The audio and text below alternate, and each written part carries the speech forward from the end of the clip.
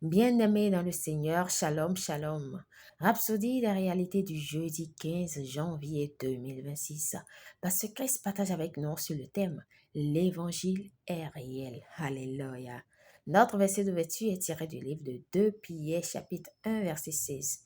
Ce n'est pas, en effet, en suivant des fables habilement conçues, que nous vous avons fait connaître la puissance et l'avènement de notre Seigneur Jésus-Christ. Mais c'est comme ayant vu sa majesté de nos propres yeux. Gloire à Dieu.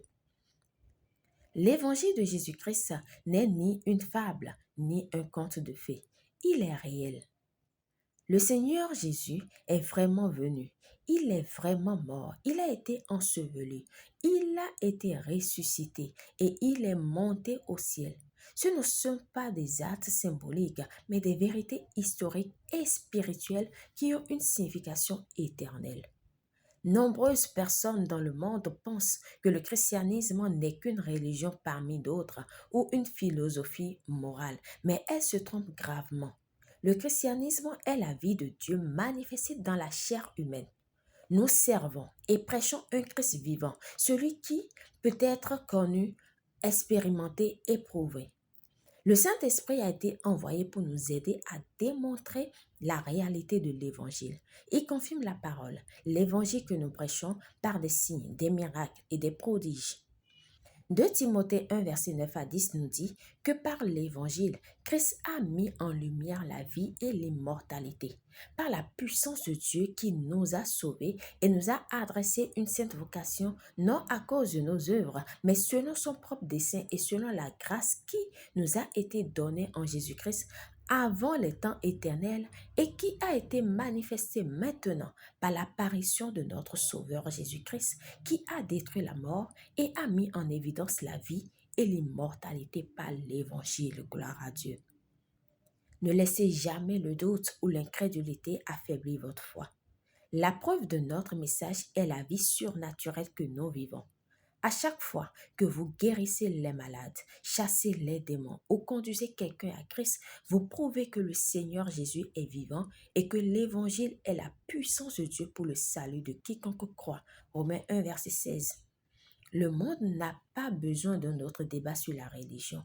Il a besoin de preuves et vous êtes la preuve et le producteur de preuves que l'Évangile est réel, que le Seigneur Jésus est réel et qu'aujourd'hui la vie éternelle est uniquement disponible en lui et par lui. Béni soit Dieu. Alléluia.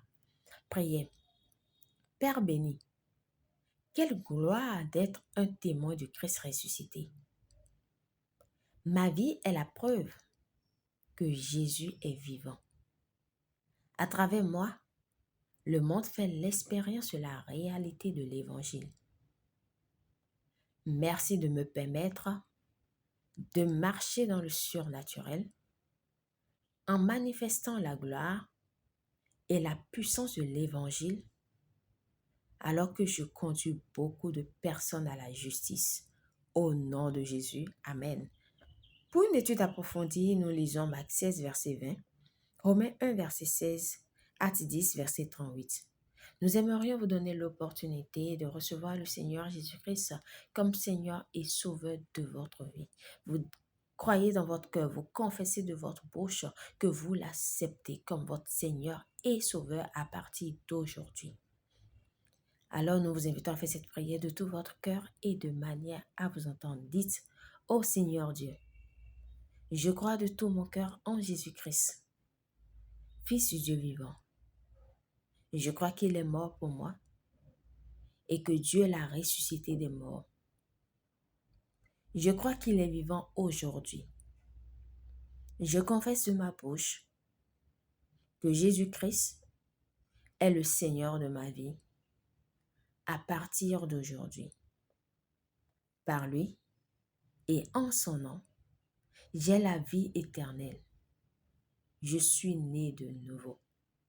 Merci Seigneur d'avoir sauvé mon âme. Je suis désormais un enfant de Dieu. Gloire à Dieu. Félicitations si vous avez fait cette prière, vous êtes désormais un enfant de Dieu.